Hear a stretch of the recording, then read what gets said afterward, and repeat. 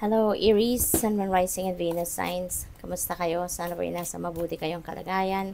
Welcome back po sa Star Tarot. Kung bago kayo rito, welcome din kayo. Thank you for your support. I truly appreciate it. God bless you all. Aries, paunang mensahe po ninyo, energy of the eagle, triumph over troubles and obstacles. Kaya napakaganda kasi kung ano man itong gulo, no? Ano man yung chaotic situation or obstacles, mga pagsubok na sumulpot or susulpot sa buhay ninyo, yan ay mapagtatagumpayan ninyo. Kaya napakaganda, no? This is a very positive energy. What else? We have Cat, a two-faced friend. Ayan. So, sa ngayon, pasalamat kayo. No? Pasalamat kayo na sa ngayon, madidiscover nyo na habang maaga pa. 'Di ba? Habang hindi pa to nakakapag-cause ng gulo siguro sa buhay ninyo or anything na ikakasama ninyo, madidiscover mo na sa ngayon, no? Na kung sino man yung siguro isa sa mga tinuturing ninyong kaibigan, no? Madidiscover mo na doble kara, madidiscover mo sa ngayon na hindi pala siya totoong kaibigan, no? Hindi kanya tinuturing na tunay na kaibigan. Kaya maganda to na sa ngayon madidiscoverin mo na habang maaga pa, 'di ba? Kaya good luck sa iyo diyan. We have Barrel. You feel something is lacking in your life, perhaps love, money, or goals. Ayan. So, ang iba sa inyo rito, nakakaramdam siguro na I don't have enough, or maybe nakakaramdam kayo na kulang, no? May kulang sa inyo, may kulang ng pag-ibig, pagmamahal, pera, no? Or wala kayong goal, no? So maaring gano'n ang naiisip ng iba sa inyo rito. But you know what? This is negative energy. Kaya kahit anumang negative energy, no? Sana po yan ay tanggalin nyo na. Yan ay palitan ninyo ng positive energy. I-transmute ninyo ano man ang negative thoughts, negative feelings, emotions na maaaring nararamdaman ninyo. I-transmute ninyo yan into something positive. Kasi alam naman nating lahat, 'di ba? Na negative energy attracts also negative energy, negative situations, 'di ba? At kung mag-iisip tayo or makakaramdam tayo ng negatibo, no, makakaramdam tayo ng kulang, 'di ba? Yun din ang energy na mamamagnetize natin towards us. Kaya hindi rin naman natin gusto, 'di ba? Na mas magkaroon pa tayo ng mas marami pang bagay, 'di ba?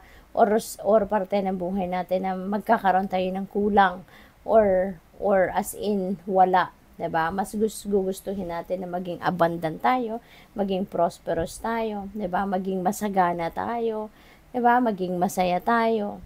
'Yun, kaya yun din ang klase ng energy na i-project natin. Yun din ang klaseng energy na ilabas natin sa universe para yun din ang mahatak natin towards us, no? Na maging masaya tayo, na maging masagana tayo. So what else? We have Desk. Pay attention to your work. Okay? So, warning ito para sa inyo. Na pay attention to your work. Isang tabi muna kung ano man yung mga distractions or kung ano man ang mga problema. Isang tabi muna ninyo yan kung related yan sa pamilya or problema sa bahay, iiwanan na natin sa bahay at wag na nating bitbitin yan sa trabaho natin para hindi ma-compromise yung trabaho. Okay? What else? We have Love. Ayan. So, maybe, no, ang iba sa inyo may pinagdaanan trouble or problema pagdating sa love life ninyo. Kaya, nasa taas niya yan. But, malalagpasan nyo na yan, no? Masosolve na kung ano man ang problema. Kasi meron na tayong triumph energy. Kaya maganda to. No? Maganda to. Siguro magkakaroon kayo ng pagbabati na, magkakaroon na dito kayo ng maaaring mag-end up kayo in a compromise or yun, magkakausap na kayo at mapapatch up na ninyo kung ano man ang hindi ninyo pagkakaintindihan with your person. We have Bread. Yan, period of prosperity and abundance. Ayan. So, yan ang para na-mention ko din kanina na in order for you to attract positive energy, kailangan ninyong mag-project ng positive energy.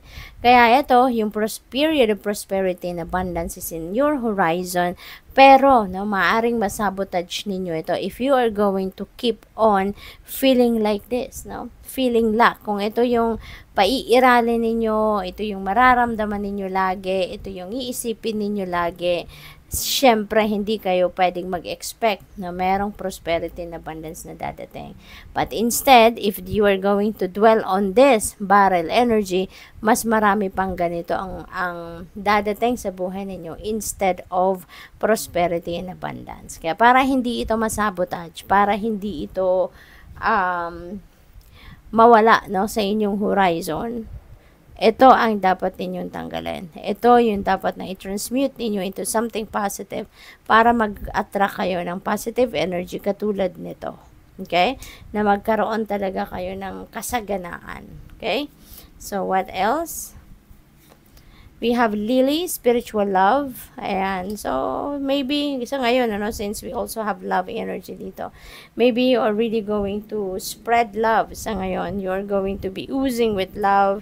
And yun ang ipapakita ninyo. Yun ang ipaparamdam ninyo. Yun ang ibibigay ninyo, no, sa mga tao sa paligid ninyo. Magpapakita kayo ng pagmamahal. We have 10, temporary situation. Meron temporary na sitwasyon, no, sa buhay ninyo sa ngayon, and that could be in different areas of life, depende sa inyong sitwasyon, ano. Lahat naman ng bagay, lahat naman ng bagay or pangyayari sa buhay natin temporary lang talaga, no, temporary lang. Wag nating wag nating isipin na kung ano man ang sitwasyon natin that is forever. Hindi, kasi wala namang forever. Everything changes. Everything evolves. Kaya walang permanente. Walang permanente sa mundo. Kaya kung ano man ito, whether this is a problem or troubles or obstacles, kung ano man yan, matatapos din yan. Magbabago din yan. So what else? We have finger, warning you of a problem either now or in the near future. Ayan. So, maaari, no, na magkaroon ng problema sa ngayon or in the near future. Kaya magandang meron kayong warning because you can take precautionary measures. Meron pa kayong magagawa. Pwede pa ninyo itong gawa ng paraan na hindi ito dumating na problema na to. Kaya magiging mas maingat kayo. Be cautious with everything that you do, with everything that you say, with everything that you decide. Okay? Para maiwasan ang magka-problema. We have mice, discord among family or friends or family. So, maaaring related dito sa two-faced friend. No? Magkakaroon talaga kayo ng disconnection na ngayon kasi maaaring pag na-discover ninyo na hindi talaga yan totoo sa'yo, na tinuring ninyong kaibigan, then for sure, hindi mo yung gugustuhin na mag-stay yan sa buhay ninyo, diba? Kaya maaaring ito yun. No? Maaaring siya yung tatanggalin mo sa buhay mo. What else? We have ant. There's work, achievement, and success. Ayan. So, merong pwedeng bagong trabaho, no? Or may additional na trabaho kayong paparating sa buhay ninyo. Or maaaring meron kayong achievement or meron kayong success na makakamit sa trabaho. No? So, possible yan. Kaya, congrats. We have excitement, firecracker. Ayan. So, excitement, no? Mararamdaman ninyo. Maybe it's related to this. No? Maybe related dito sa achievement and accomplishment ninyo. Kaya magiging excited kayo, magiging masayang-masaya kayo. You're going to be feeling ecstatic dahil sa achievement, no, na ito. So, good luck. Thank you for watching. Love and light. Namaste.